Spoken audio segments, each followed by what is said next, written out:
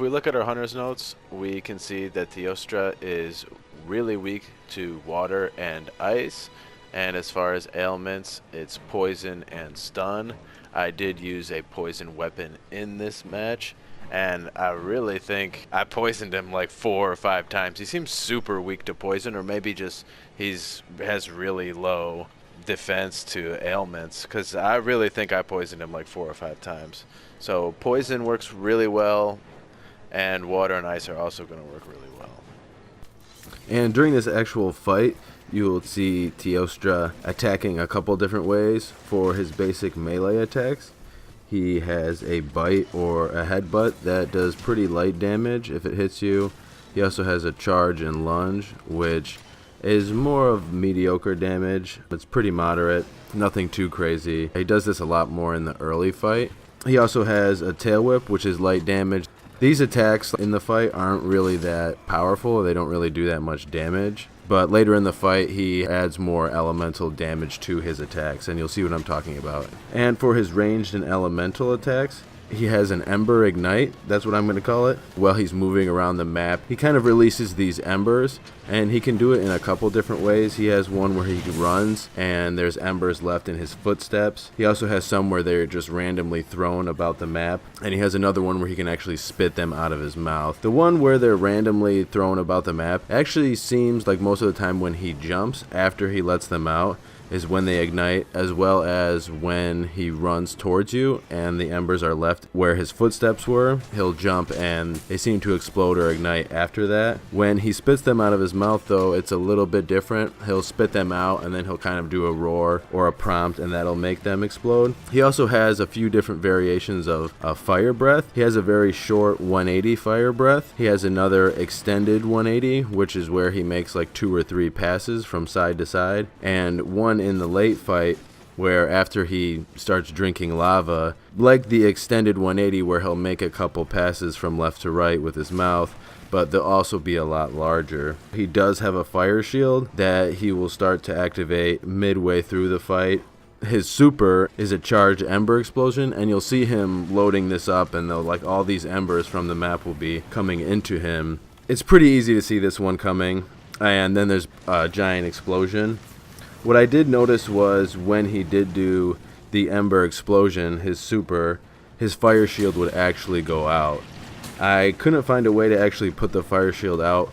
The big attacks to watch out for are the Ember Explosion that he does, and later in the game when you fight him at his lair is when he's chomping on lava and doing the fire breath at that time.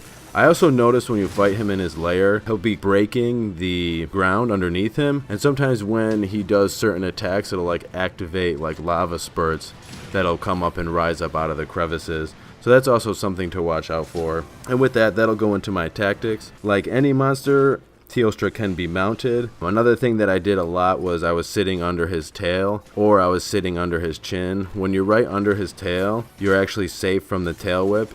And in certain spots under his chin, you are safe from his bite and claw. If you're behind his tail and he does decide to lunge, you'll probably get hit with his back legs. Or if he lunges and you're under his chin, you're going to get hit with the charge.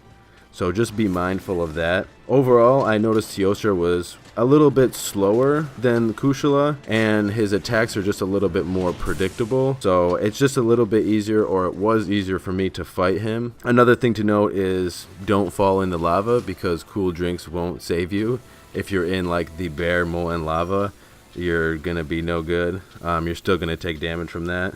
And I also used Mega Bombs when he went back to his lair to fall asleep. Another thing to note too that I noticed the first time I went into this fight, when you first find TEOSTRA, you'll actually find him in his lair, so you'll have to fight him from that point on, pretty much in the lava, unless he comes up to one of the higher areas where the lava and fire aren't, if he decides to run that way. So something that I noticed that could be good for other people if they're struggling in this fight. If you're going into it and you're worried, if you actually launch the first mission where you find him down in the deeper parts of the map, if you just back out and reload, the first time you see him, he'll be in one of the high areas where there won't be any lava. The first half of the fight, you won't have to fight him around fire. If you decide to exit the first quest or the initial quest to find him and then reload back in, you'll find him in a different area, as I said. So all in all, this fight can be pretty easy, especially if you equip the right gear, and I'll go into my gear right now.